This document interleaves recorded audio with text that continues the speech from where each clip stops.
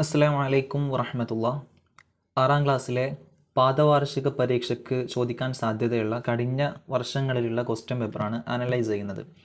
ഒന്നാമത്തെ ചോദ്യം ഫിഖ്ഹാണ് പാഠം. യോജിച്ചവ ചേർക്കാമെന്നാണ്.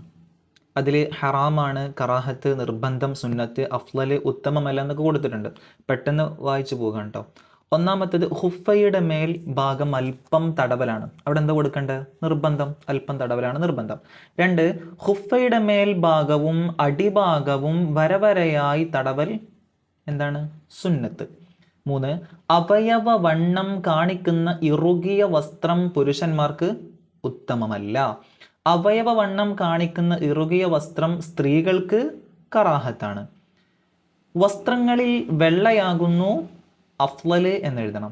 6, പുരുഷന്മാർ നരച്ച മുടിക്ക് കറുപ്പ് കളറ് കൊടുക്കൽ ഹറാമാണ്. രണ്ടാമത്തെ ചോദ്യം പൂർത്തിയാക്കാം എന്നാണ്. പുരുഷൻ വെള്ളിമോതിരം ധരിക്കേണ്ടത് ചെറുവിരലിൽ. 2, ഔറത്ത് മറക്കുന്നതിൽ ചെറിയവരും വലിയവരും തമ്മിൽ വ്യത്യാസമില്ല. 3, എല്ലാ സമയത്തും ഖുഫ് ധരിക്കലായിരുന്നു അറബികളുടെ പതിവ് അല്ലെങ്കിൽ രീതി. നിസ്കാരത്തിൽ പുരുഷന് മുട്ടുപൊക്കിളിന് ഇടയിലാണ് ഔറത്ത്. ഖിബില എന്നതുകൊണ്ട് ഉദ്ദേശിക്കപ്പെടുന്നത് കഅബയാണ്.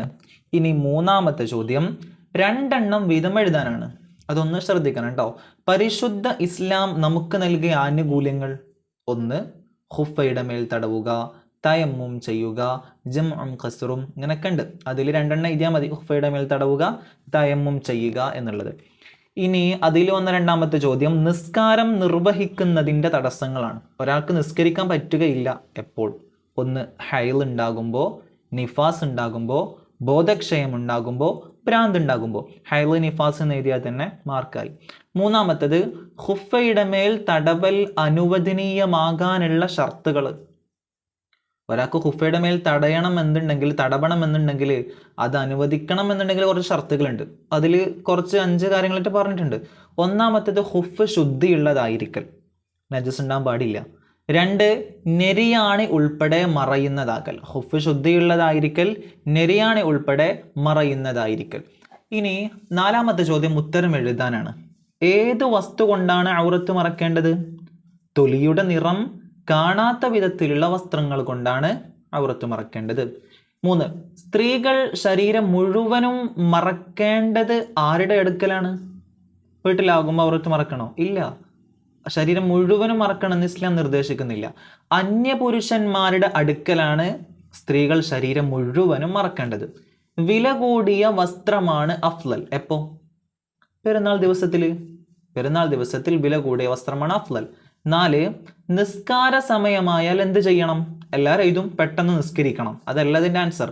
ഉടനെ നിസ്കരിക്കുകയോ സമയം കഴിയും മുമ്പ് ഞാൻ നിസ്കരിക്കുമെന്ന് കരുതുകയോ ചെയ്യണം.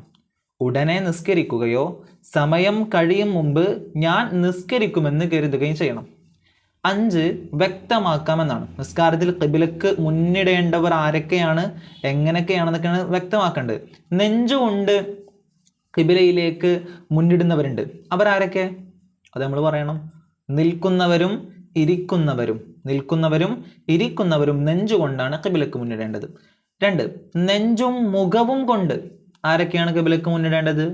ചെരിഞ്ഞു കിടക്കുന്നവർ നെഞ്ചുകൊണ്ടും അതുപോലെ തന്നെ മുഖം കൊണ്ടും ഖിബിലക്ക് മുന്നിടേണ്ടത് ചെരിഞ്ഞു കിടക്കുന്നവർ എന്ന് എഴുതുക. 3, മുഖവും ഉള്ളൻ കാലും കൊണ്ട് ഖിബിലക്ക് മുന്നിടേണ്ടവർ ആരൊക്കെ? മലർന്നു കിടക്കുന്നവർ.